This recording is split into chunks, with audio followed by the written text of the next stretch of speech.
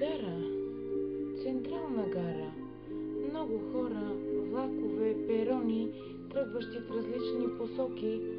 Тъй отмина и влакът на моя живот, следвайки неотклонно коловозът на любовта и доброто.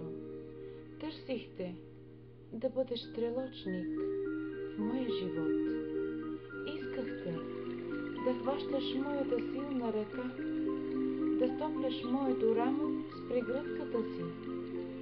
И те намирах в изкривите и залезите на хоризонта и докосването му с вечното слънце.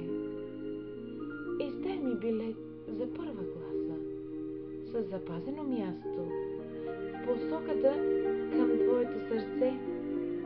Дано пътуването бъде успешно, дано стигна най-исканият перон или гара, перонът на твоята любов. Имам и застраховка. Обич се нарича, приложена директно към паспорта на моите чувства, плюс еднопосочен билет. За връщане не питай.